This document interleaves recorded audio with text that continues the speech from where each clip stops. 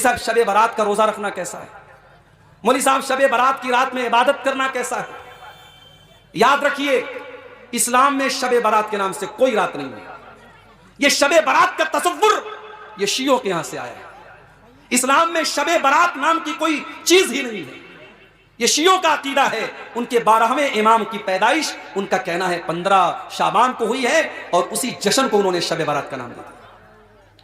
نہ تو اللہ کے نبی سے شب برات کی رات کی کوئی فضیلت ثابت ہے، نہ اس رات میں عبادت کرنا ثابت ہے، نہ دن میں روزہ رکھنا ثابت ہے. نہ شب برات کے بارے میں بتائیے، ان میں روزوں کے بارے میں بتائیے. تو دیکھیے سب سے پہلی چیز تو یہ کہ شب برات کے تعلق سے یہ کوئی ایسی عید یا کوئی ایسی جاگنے کی رات کتاب و سنت سے ثابت نہیں ہے. شب برات ٹھیک ہے، نبی اکرم صلی اللہ علیہ وسلم نے جتنی روایتوں میں بیان کیا وہ ہے نصف شعبان، 15 شعبان. نصف شعبان کی رات اللہ تعالیٰ لوگوں کو معاف کرتا، مغفرت کرتا ہے، سوائے اس شخص کی جو کینہ پرور ہو، جس کے دل میں دوسرے کے لیے برائی ہوتی ہو. اس کے علاوہ سب کو معاف کر دیتا ہے. یہ باتیں جو ہے یہ روایتیں حسن درجے تک پہنچتی ہیں. تو لہٰذا اس رات کی فضیلت یہ ہے کہ اس رات نصف شعبان کو اللہ تعالیٰ لوگوں کو معاف کرتا ہے، سوائے اس شخص کو چھوڑ کے جس کے دل میں کینہ ہو. اس کے علاوہ اس رات کو منانا یا اس میں اسپیشل جاگنا یا اسپیشل قسم کی عبادتیں کرنا یہ ثابت نہیں ہے. کیا شب برات میں جاگنا اور روزہ رکھنا صحیح ہے؟ 15 شعبان کا روزہ کسی صحیح حدیث سے ثابت بولو بھائی نہیں. صرف جمہور کے نزدیک عبادت ہے 15 شعبان کی. اس کے علاوہ باقی کوئی بھی چیز، نہ اس رات میں قبرستان جانا چاہیے، نہ اس رات میں حلوے پکانے چاہیے، نہ اس رات میں الگ سے کوئی نہانا دھونا چاہیے، نہ اگلے دن کا روزہ رکھنا سنت ہے، نہ پٹاخوں کی کوئی حیثیت ہے. سمجھ رہے ہو؟ اب مجھے پتا ہے جو گالیاں آنے والی ہیں یوٹیوب پہ. تو اللہ تعالیٰ نے کہا چل میرے محبوب آپ کے لیے خصوصی پیکج، انا انزلناہ فی لیلۃ القدر، لیلۃ القدر خیر من 1000 شہر، کہ ہم نے آپ کو ایک رات دے دی، آپ کی امت جاگ لے، یاد کر لے مجھے 1000 مہینے سے بہتر.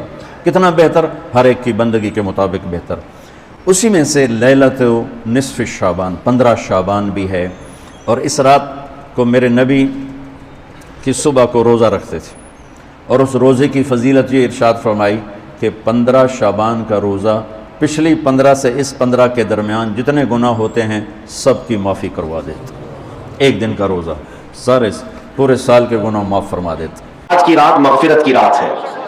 سب سے پہلے میں شعبان المعظم کے اس نصف کے متعلق عرض کر دوں، بہت لوگ، 2 طرح کے لوگ آج میسیجز میں مصروف تھے.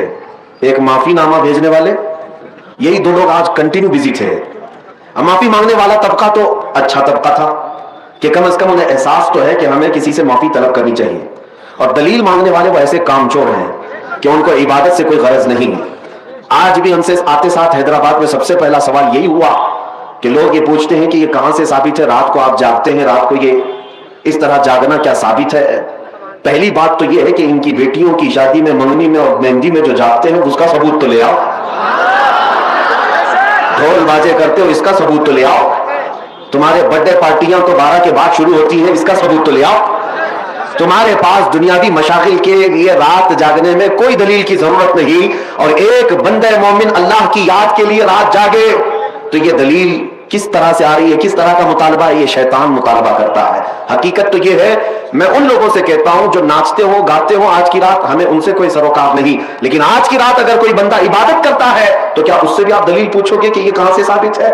عزیزان گرامی، پہلا جواب تو ہمارا یہی تھا. دوسرا جواب یہ ہے، آپ یہ پوچھتے ہیں کیا اس رات کو رسول اللہ نے جاگا تھا؟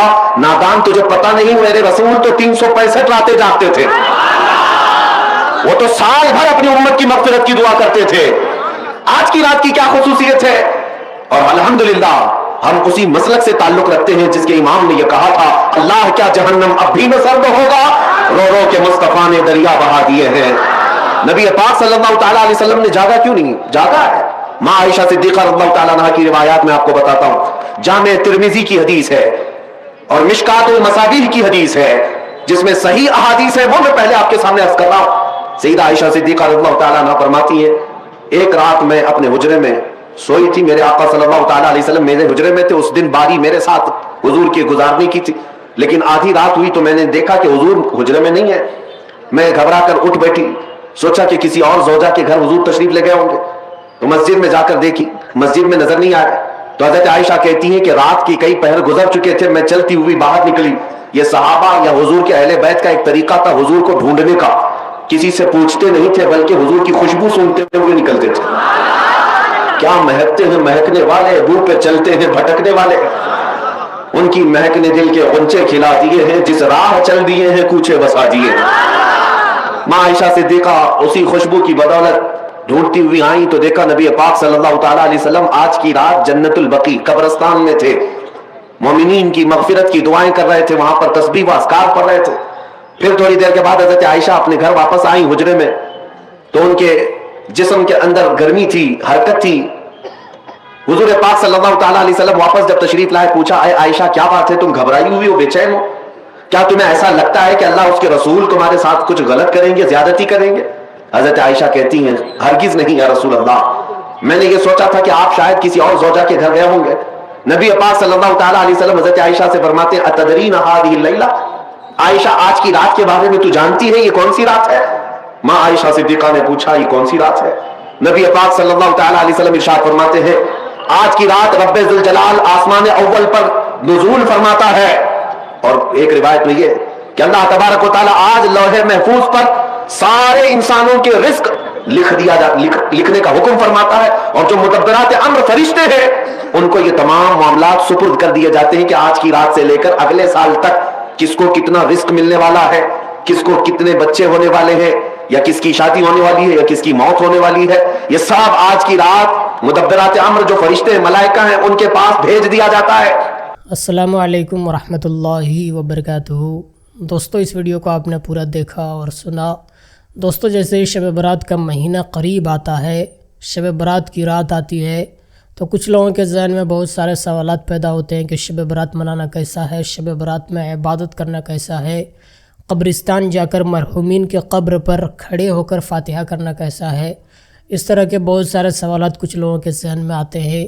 لیکن دوستو شب برات بڑی مقدس رات ہے، اس رات کو ہمیں ہرگز بھی غفلت میں نہیں گزارنی چاہیے بلکہ عبادت کرنی چاہیے۔ شب برات ہمیں منانی چاہیے، لیکن دوستو شریعت کے دائرے میں رہ کر کچھ لوگ شب برات منانے کے نام پر پٹاخے پھوڑا کرتے ہیں اور رات کو صرف جاگتے ہیں، عبادت نہیں کرتے، چاروں طرف گھومتے ہیں، تو یہ شب برات منانا نہیں ہوا، بلکہ شب برات کی رات آپ اللہ کی عبادت میں گزاریں، قبرستان جایا کریں، اپنے مرحومین کے قبر پر کھڑے ہو کر قرآن پاک کی آیتیں پڑھیں، قرآن کی سورتیں پڑھیں، درود پاک پڑھیں اور اپنے مرحومین کے نام پر ایصال ثواب کریں۔ تو دوستو اس مقدس رات کو ہرگز بھی آپ غفلت میں نہ گزاریں بلکہ اللہ کی عبادت میں گزاریں۔ دوستو شب برات میں قبرستان آنا، شب برات کی رات عبادت کرنا، جاگنا، قرآن کی آیتیں سورتیں پڑھنا، اگر آپ ایسا عمل کرتے ہیں تو بہت زیادہ ثواب آپ کو ملتا ہے، کیونکہ دوستو جب شب برات کی رات آتی ہے تو اللہ تبارک و تعالیٰ اس دنیا کے آسمان پر تشریف لاتا ہے اور ارشاد فرماتا ہے کہ کوئی نیک بندہ ایسا ہے جو مجھ سے بخشش مانگے تو میں اسے بخش دوں، کوئی رزق مانگے تو میں اسے رزق دوں، کوئی مصیبت کا مارا دعا کرے تو اس کی مصیبت کو دور کروں، اسی طرح سے صبح ہونے تک ارشاد فرماتا ہے۔ تو دوستو ہمیں چاہیے کہ ہم اس رات میں ہرگز بھی غفلت نہ کریں۔ اللہ تبارک و تعالیٰ خود ارشاد فرما رہا ہے رزق چاہیے تو مجھ سے مانگ لو، کوئی مصیبت کا مارا ہے تو دعا کرے، میں اس کی مصیبت کو دور کروں گا، کوئی پریشان ہے تو میری بارگاہ میں آئے، میں اس کی پریشانی کو دور کروں گا۔ تو اللہ تبارک و تعالیٰ خود اعلان کر رہا ہے، تو یہ رات ہمیں ملی ہے، ہم خوش نصیب ہیں کہ اللہ تبارک و تعالیٰ نے ہمیں زندہ رکھا اور یہ رات ہمیں نصیب ہو رہی ہے، ہم خوش نصیب ہیں۔ کافی لوگ ایسے ہیں جن کو شب برات نصیب نہیں ہوئی بلکہ شعبان کا مہینہ آنے سے پہلے ہی ان کا انتقال ہو گیا، تو ہم خوش نصیب ہیں اور ہم زندہ ہیں، تو ہم اپنی زندگی کا ثبوت دیں اور اللہ کے عبادت میں اس رات کو گزاریں۔